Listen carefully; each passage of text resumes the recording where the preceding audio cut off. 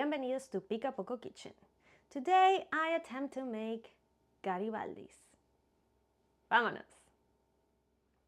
La Pastelería El Globo is one of those iconic bakeries in Mexico. They were founded by an Italian immigrant family, La Familia Tenconi, and Giovanni Lapos, a French baker expert, in 1884, and they've been open since then, only pausing for the Mexican Revolution.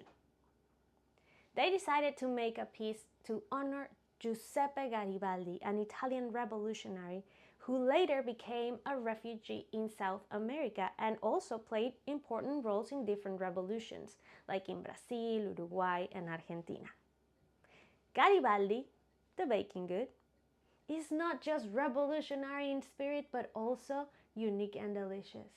And just like they say in their website, many have tried to replicate it and failed.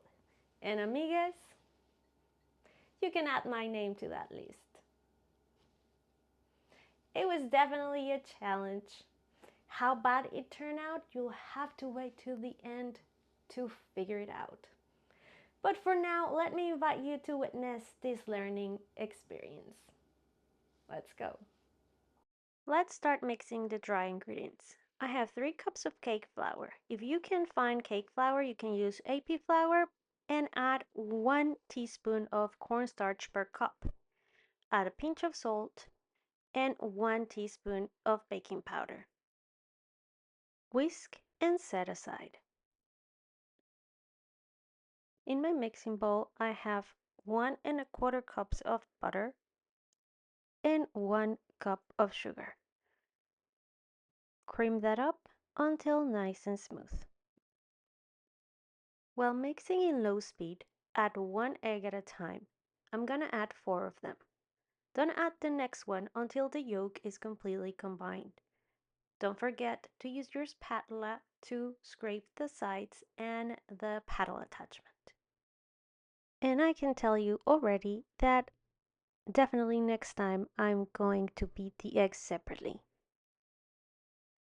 Once the eggs are all incorporated, you're gonna add 1 cup of milk and 1/4 of a cup of neutral oil. I will probably also next time balance my fats, adding more oil and less butter. And now that all the wet ingredients are in, I will add the dry ingredients 1 spoonful at a time.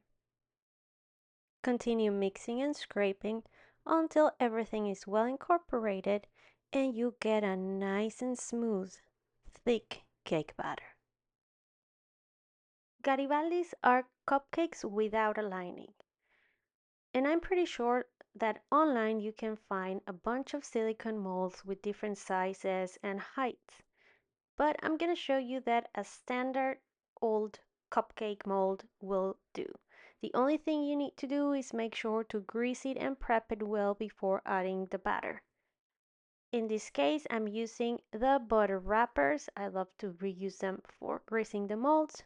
And then just sprinkle some flour. Make sure to sprinkle enough and then shake it off on top of your trash can or on top of your sink. Mine came up pretty easily without any problem, so yours should come out as well. I'm using a big cookie scoop just to make an even amount in each of my molds. You can use also a small measuring cup.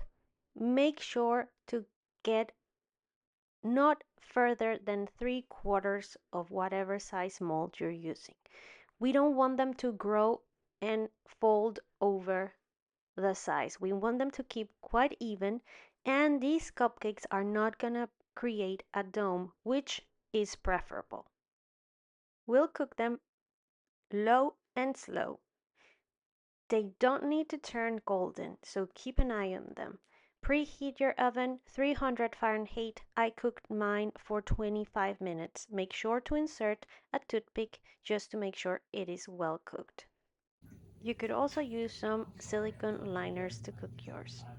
In my saucepan, I have 1 cup of apricot jam and 2 tablespoons of water. You can add up to 3/4 of a cup. Heat it up until you get a syrup just like this one. And you can strain it to get rid of the pieces of fruit. Garibaldi's classic coating is white nonpareil. As you can see, they are very tiny. I got mine from Amazon, this one right here, and it was enough to cover 20 of my cakes. So keep that in mind. I baked my cakes the night before, let them cool, wrap them in plastic, and then let them sit in the fridge overnight. As you can see, the dome is very little, but that is going to be the bottom part. You could, of course, even it out by cutting it, but I don't think that necessary. They're going to be served just like this in a cupcake liner, but before anything happens, we need to coat them. We're going to coat the sides in the apricot syrup and then on the nonpareil. In French, nonpareil means without equal. So I wonder if this was a subtle way of La Pose to hint that his delicious creation was going to be irreplicable. I don't know, maybe. That dog.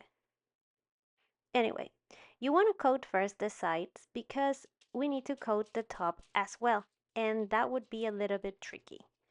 I tried using the lining, but that was a fail, so scratch that, and instead of that, use a plate. Sleek dog, Giovanni. Well, in not such a sleek way, I'm trying to figure out how to coat the top, and finally it hit me. Place a Garibaldi in a plate and drizzle some of the syrup on the top. Then, preferably using your fingers, sprinkle some on the nonpareil on top, because if you use the sprinkler thingy, everything is gonna fly all over the place. If you're brave, also, you could just flip it over your container and then fish it out. I did that for the rest of them because this was taking too long. But hey, here you have it. The first one is done. I proceeded to coat only half of the batch. I wanted to see how shelf stable they were. I was worried that the sugar would melt and they would look horrible. But these were good quality nonpareil, so if you're planning to make them, I highly recommend the brand that I got. And here they are. Garibaldis have a very special place in my heart. They are my dad's and I favorite piece from El Globo. They are delicate and delicious, but hefty at the same time. If you ever have the chance to go to Mexico and visit one of these amazing bakeries, please don't miss out on Garibaldi. It's just so unique, and that's why it's so difficult to replicate. I don't think I'll ever will, but I am not giving up. Definitely, I will keep working on this recipe to give you the closest I can get to them. But if you want to make the Temu version, go ahead and make this one. Now, is it bad? Let me tell you something. I made 24 of them. This is all is left. So, I mean, they're pretty good. I think they're way too dense, and probably that's why some of the recipes in my research suggested to separate the egg whites and yolks, which I think I'm gonna do for next time. It was fun to make them. I am still craving the actual filling and flavor of the original ones. Also, if somebody in my family is planning to come visit and you want to bring me one, I'll happily accept.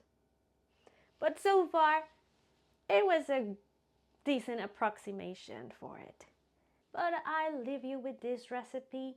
Give me some time to work it out.